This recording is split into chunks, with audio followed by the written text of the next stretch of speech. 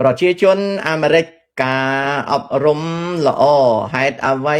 ជនរងគ្រោះដោយសារឆបោកអនឡាញភាគច្រើនជាពលរដ្ឋអាមេរិកតើមកពីមូលហេតុអ្វីដំបូងក្មួយធ្វើម៉េចបានដឹងថាប្រជាជនអាមេរិកាំងភាគច្រើនជាអ្នករងគ្រោះដោយការឆបោកចម្លើយដូចតទៅក្មួយអត់ដឹងទេស្មានទេក្មួយស្មានទេពាក្យថាប្រជាជនអាមេរិកាំងភាគច្រើនរងគ្រោះដោយការឆបោកនឹងក្មួយស្មានទេក្មួយគ្មានស្ថិតិតួលេខច្បាស់លាស់ទេក្មួយស្មានណាបន្តមកទៀតការសិក្សាអប់រំហើយនឹងការឆបោកនៅសាលាគេអត់បង្រៀនមនុស្សឲ្យចេះទប់ស្កាត់ការឆបោកទេ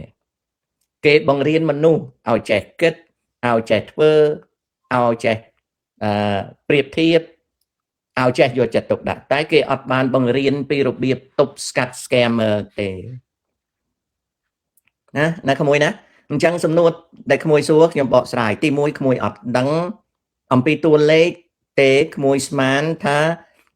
ជនជាតិអាមេរិកាំងជាជនរងគ្រោះច្រើនជាងគេដោយការឆបោកឥឡូវពូប្រាប់ការឆបោកកើតឡើងនៅស្រុកអាមេរិកការឆបោកជនរងគ្រោះភាគច្រើនជាចាស់ដែលភ្លេចភ្លាំងចូលនិវត្តន៍អាយុ80ឡើងលើរីឯអ្នកដែលទទួលរងគ្រោះដោយការឆបោកដតីទៀតក៏មានអាយុក្មេងដែរតែការឆបោកនោះវានៅអាមេរិកតែជាជនជាតិដូចខ្ញុំដូចអីហ្នឹងដែលមានការលោភលន់ហើយមិនសូវមានចំណេះដឹងដោយសារការលោភលន់ហើយអត់សូវមានចំណេះចេះដឹងក៏ធ្លាក់ខ្លួនជាជនរងគ្រោះអាមេរិកាំងជា lawyer ជា engineer ជា doctor ជា technician គេអត់ដែលចាញ់បោកការឆបោកទេពីព្រោះគេរវល់ធ្វើការរីឯជនចាស់ជរាដែលចូលនិវត្តន៍គាត់អង្គុយគាត់ចាញ់បោកគេទូរស័ព្ទគាត់អត់ចេះសម្គាល់ទូរស័ព្ទចាញ់បោកគេចំណែកឯជនជាតិដតីដែលរស់នៅអាមេរិកហើយល្ងងដោយខ្ញុំដោយអីក៏អាចចាញ់បោកគេរីឯចំនួនជនរងគ្រោះនៅស្រុកអាមេរិកមិនមែនច្រើនជាងគេទេណាក្មួយណាអញ្ចឹងក្មួយច្រឡំហើយនឹងមួយទៀតក្មួយត្រូវយល់អំពីនយោបាយនៅពេលដែលប្រទេសអាមេរិកគេចង់ធ្វើនយោបាយគេដាក់បន្ទុកទៅកាន់ប្រទេសណាគេអះអាងថាជនជាតិគេរងគ្រោះកាលណាគេអះអាងថាជនជាតិគេរងគ្រោះគឺគេចង់ដាក់បន្ទុកលើយើងនយោបាយណាក្មួយណាទី2ទី3ឧទាហរណ៍ថាមានអ្នកហែកចូល account ធនាគាររបស់ខ្ញុំហើយដកលុយអស់លេងធនាគារនៅសហរដ្ឋអាមេរិកមិនបាត់លុយទេគ្រាន់តែយើងត្រូវរាយការណ៍ឲ្យគេត្រឹមត្រូវក្រោយមកគេនឹងសងលុយយើងវិញនេះគឺជារឿងអញ្ចឹងអ្វីដែលក្មួយបង្ហាញមតិនោះគឺក្មួយអត់យល់ពីបញ្ហាហ្នឹងទេទី1គឺអ្នកចូលនិវត្តន៍អាមេរិកាំងគាត់ចាស់អាយុ80អាយុ90ឆ្នាំគាត់ចាញ់បោកគេព្រោះគាត់ភ្លេចភ្លាំងទី2អ្នកដែលចាញ់បោកគេនៅលើស្រុកអាមេរិកនេះគឺភាគច្រើនជនជាតិ3គឺចំនួនមនុស្សដែលរងគ្រោះហ្នឹងមិនច្រើនទេតែនៅពេលអាមេរិកកាំងគេធ្វើនយោបាយ global គិតមុនគូកុំសរសេរច្រើនពេកប្រយ័ត្នគេដេញចេញប្រយ័ត្នគេ block លែងឲ្យឃើញតាកុំចូលកុំចេះចុចតែចុចខ្លាំងពេកទៅឡើយអូខេគិតមុនគូឈប់នៅស្រុកអាមេរិកនេះវាមានចាស់ច្រើនគេបោកបានចាស់ណាគាត់ភ្លេចភ្លាំងណាគាត់អាយុ80 90ឆ្នាំ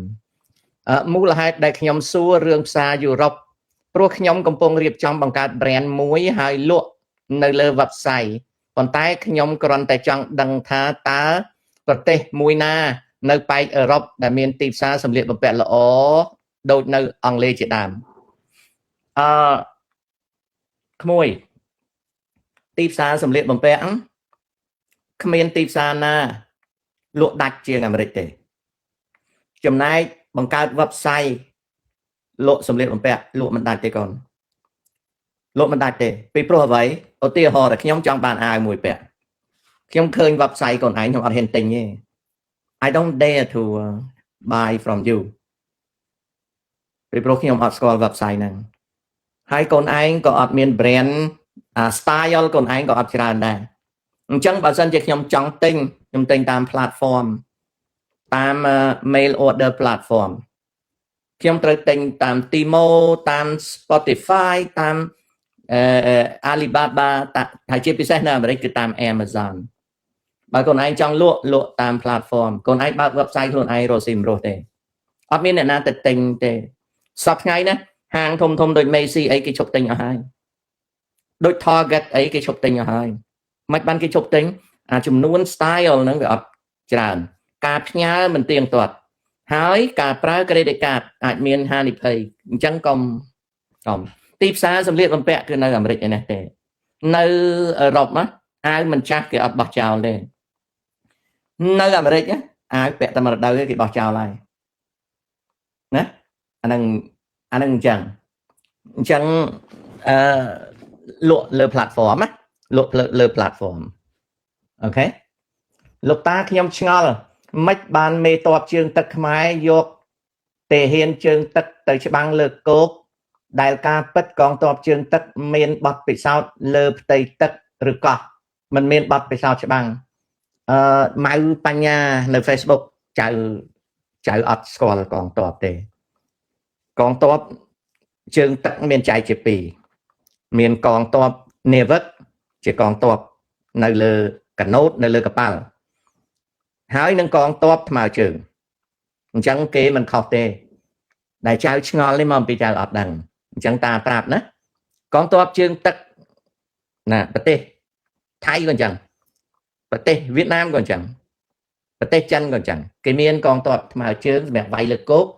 ហើយគេមានកងទ័ពសម្រាប់កាន់នាវាកាន់ទូកកាន់កាណូតណាកូនណាលោកតាខ្ញុំអនុញ្ញាតឲ្យខ្ញុំលុបដីកណ្ដួយមកអាភ្លើចាញ់មកភ្លើហ្មងអីមើលអាគិតមុនគូគេនិយាយថាគេអនុញ្ញាតឲ្យលុបដីម៉ែឯងបើគេមិនទិញឯងធ្វើអីគេអានេះអត់ចេះរស់ស៊ីទេចាញ់មកភ្លាវអញ្ចឹងឯងមិនក៏មិនដាក់ផ្លាកលុបដីនៅស្រុកខ្មែរដាក់ថាខ្ញុំគិតមុនគូអនុញ្ញាតឲ្យអ្នកទិញដីខ្ញុំគ្មានអាឆ្កែណាមកទិញដីឯងទេពីព្រោះឯងចាញ់មកភ្លាវខុសគេភ្លាវយូរទៅសំបីតែភាសាខ្មែរក៏និយាយមិនច្បាស់ដែរនេះអាភ្លាវមួយនេះណាគេអនុញ្ញាតឲ្យខ្លួនគេលក់ដីគួរឆ្លើយឆ្លងនឹងវាទេខ្ញុំថាខ្ញុំមិនបាច់ឆ្លើយឆ្លងនឹងវាទេអាភ្លាវហ្នឹងភ្លាវចាញ់មកភ្លាវណាវាចាញ់មកភ្លាវអីវាអនុញ្ញាតឲ្យខ្លួនវាលក់ដីអញមួយថ្ងៃកូនខ្មែរភាគច្រើនណាស់គិតតែរឿងឈួតអត់គិតរឿងជេរទេគិតរឿងឈួតភាសាខ្មែរមិនគិតនិយាយឲ្យត្រឹមត្រូវទេចាញ់មកភ្លាវណាយ៉ងចំណានចង់ខ្ចីលុយតាសុំកុំសុំបីតែខ្ចីលុយតាសុំបីតែសុំតាមម៉ាស៊ីនក៏តាអត់ឲ្យដែរណាតាអត់ឲ្យទេកូនយល់ទេលោកតាគិតយ៉ាងម៉េចចំពោះក្មេងសម័យឥឡូវខ្លះទៅរៀនមិនចាំទាំងឈ្មោះគ្រូបើមិនចាំឈ្មោះគ្រូក៏គ្រូមិនត្រូវខឹងដែរបើមិនចាំឈ្មោះគ្រូក៏ល្អដែរឲ្យតែចាំមេរៀនហើយនឹងប្រឡងជាប់អាចៅប្រុសមួយវានិយាយថាវាខំប្រឹងរៀនហើយវាអត់ទៅរៀនគួរទេហើយវាប្រឡងជាប់ទោះបីវាអត់មាននិទេស A ក៏ដោយក៏ចាត់ទុកថាវាល្អអញ្ចឹងកូនសិស្សដែលមិនចាំឈ្មោះគ្រូគ្មានបញ្ហាទេណាគ្មានបញ្ហាទេអាសឹងសៀវភៅមួយក្បាលនិងមួយក្បាលសៀវភៅណាអាហ្នឹងមានន័យថាអាសឹងដែលគេនិយាយពាក្យពីរម៉ាត់ហ្នឹងចង់ប្រាប់តាចៅឯងនៅភ្លើនៅឡើយអត់ចេះខ្មែរនៅភ្លើនៅឡើយអញ្ចឹងខំរៀនណាចៅ pass POZZ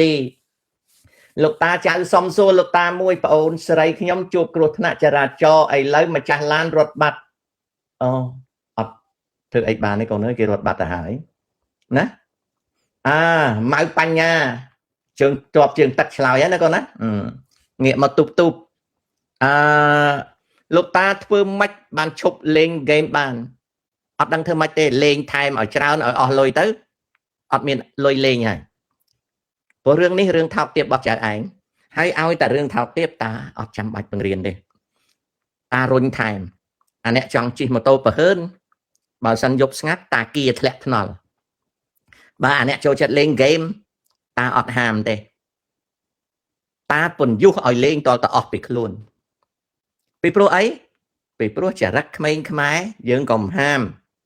រុញស៊ីក្លូចូលឡានគឺជាវិធីមួយដ៏ប្រសិទ្ធភាពអូខេមើលតាទៅតាម YouTube លើកទី1បានឃើញ live ផ្ទាល់អូខេកូនណាលោកតាកាលដែលលោកតានិយាយថានឹងវាយថៃវិញបើថៃឆ្លៀនពៀនខ្មែរតើតានិយាយដើម្បីបញ្ចូលខ្មែរដែលស៊ីចូលឬនិយាយពិតចាញ់ពីបេះដូងតាសុំមិនប្រាប់ទេបើមានការអីតាស្នើសុំទៅនាយករដ្ឋមន្ត្រីហ៊ុនម៉ាណែតរឿងហ្នឹងតាមិនប្រាប់ទេអាកំបាំងអូខេតាតើព្រឹត្តិការណ៍ World Cup តាអត់ចេះទេកូនតាអត់មើលអត់ដឹងអីទាំងអស់អារឿង World Cup ហ្នឹងលោកតាកាលលោកតានិយាយថាឆ្លើយហើយមិត្តដុំនោះ20ឆ្នាំហើយលោកតាខ្លាយជាភូមិរំជែករំជែក1រំជែក2រំជែក3បាទខ្ញុំលើសូនអញ្ចឹងដែរដោយសារពលរដ្ឋនាំគ្នាលុបស្រែធ្វើផ្ទះបង្កើតភូមិឃុំអ៊ូអបាទខ្ញុំលើសូនអញ្ចឹងដែរគឺមកជួននឹងរហូតទៅដល់ស្ថានីយ៍វិទ្យុចាស់គេហៅប៉ុស្តិ៍ខ្សែលួសចាស់ណានៅក្បែរវងមូលសប្ងៃតាដបងកញូងហ្នឹងឥឡូវគេធ្វើការ៉ាសាំងអីប៉ុណ្ណាណីអស់ហើយមកដុំនឹងអញ្ចឹងមែនណាជួយពន្យល់របៀបថៃជួលខ្មែរឲ្យយកការឲ្យវាដាក់ GPS តាមខ្លួនប្រាប់គោលដៅកងទ័ពបន្លំខ្លួនធ្វើឈួតចៅសំឡាញ់ជីវ៉ាស music 7700តាអត់ជឿរឿងហ្នឹងប្រហែលទេអារឿងអីណាដាក់ GPS មកសម្គាល់ទីតាំងរបស់ខ្មែរតាអត់ទេតាសុំស្នើឲ្យរដ្ឋាភិបាលធ្វើការស៊ើបអង្កេតឲ្យបានច្បាស់លាស់កុំចាប់មនុស្សច្រឡំអញ្ចឹងរឿងនេះតាអត់ជឿទេបច្ចុប្បន្ននេះគេមិនប្រើមនុស្សអញ្ចឹងទេ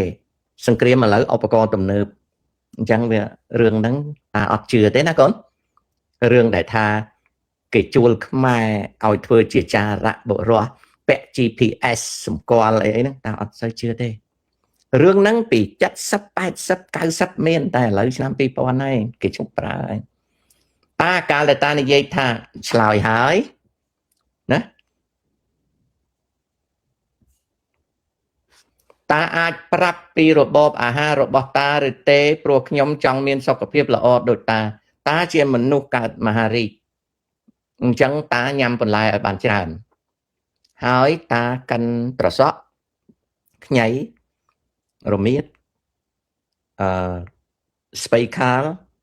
ក្រូចឆ្មាទាំងសម្បកតាកិនផឹករាល់ថ្ងៃដើម្បីលាងពោះវៀនតាតែប៉ុណ្្នឹងឯងកូនខ្ញុំពិតជាមិនដឹងថាពេលណាខ្ញុំកំពុងស្ដាប់ពូឆ្លើយសំណួរក្មេងៗអស់នោះទេវាជាកម្រិតទាបណាស់ដែលក្មេងនៅតែសួរដោយគ្មានការយល់ដឹងវាយើងរស់នៅតាជាអ្នកធ្វើ show ជាមួយនឹងមនុស្សច្រើនអាយុហើយកម្រិតចេះដឹងខុសគ្នាណាអូខេលោកតាតើថៃហ៊ានជាមួយឡាវដែរឬទេ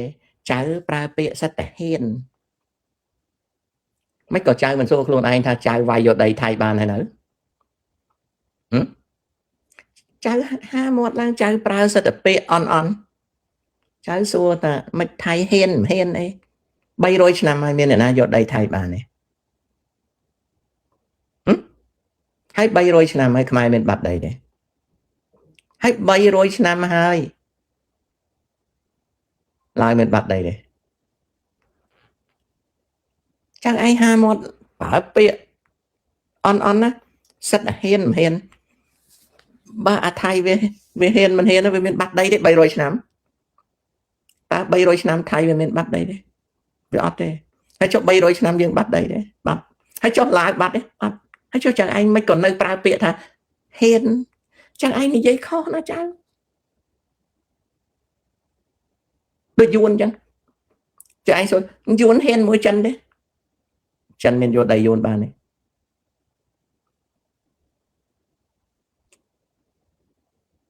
យល់ទេគេមិនអាចសួរអញ្ចឹងទេគេហ៊ានគិតណាគេហ៊ានគិតណាកូនគេហ៊ានគិតឡើងលោកតាមួយរយៈមុនយុវជនខ្មែរបានទៅធ្វើការ scam online game តើលោកតាគិតយ៉ាងណាចំពោះបញ្ហាទាំងនេះឬមកពីបញ្ហាស្រុកខ្មែរមិនផ្ដល់ការងារមូលហេតុស្រុកខ្មែរយើងវាអត់មានការងារធ្វើទៅខ្មែរយើងទៅធ្វើការ online ណាអានោះអញ្ចឹងនឹងគឺអញ្ចឹងមែនណាអញ្ចឹងប្រិមិត្តខ្ញុំសូមជូនប៉ុណ្ណឹងសិនខ្ញុំសម្រាប់ទៅរកសម្អាត